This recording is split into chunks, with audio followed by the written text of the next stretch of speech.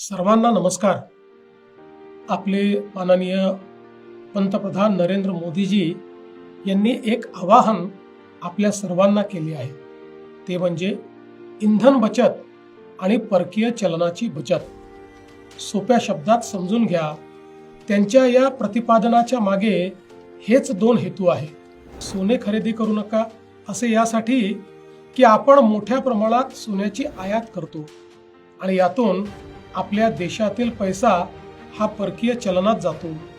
ती स्थिती इंधनाची आपली गरज आपण आयातीतून भागवतो, त्यामुळे तेथेही परकीय चलनात आपला पैसा जातो।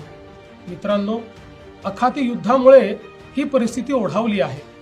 अशा वेळी संपूर्ण देशाने एकसंधपणे उभे राहणे गरजेचे आहे। यावर कुणाला काय राजकारण करायचे ते करू द्या, त्यांना उत्तर देण्यासाठी आपण सर्व समर्थ आहोत। पण आपल्या छोट्या छोट्या बदलातून आपण मोठी देशसेवा करू शकतो, हे तुम्हाला लक्षात घ्यायचे आहे। नवीन वाहन खरेदी करताना शक्यतोवर ई वाहन खरेदी करा। आज अनेक शहरात आपण ई बसेस दिल्या आहेत, अनेक शहरात मेट्रो आहेत। शक्यतोवर सार्वजनिक वाहतुकीचा वापर करा।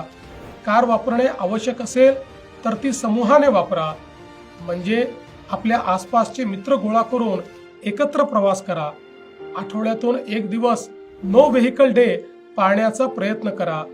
कोविडच्या काळात आपण वर्क फ्रॉम होम मध्ये पारंगत झाले आहोत, तेही पर्याय पडताळून बघा। एसी 24 डिग्रीच्या खाली वापरू नका।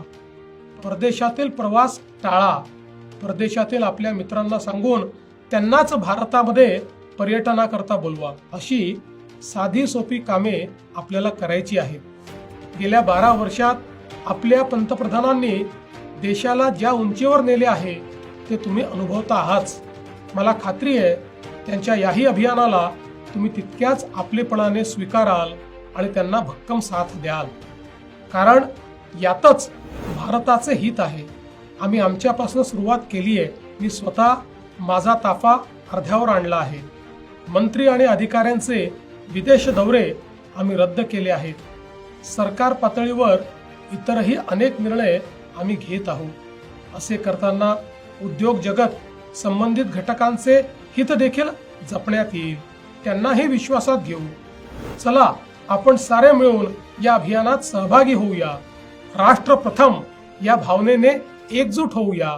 जय हिंद, जय महाराष्ट्र।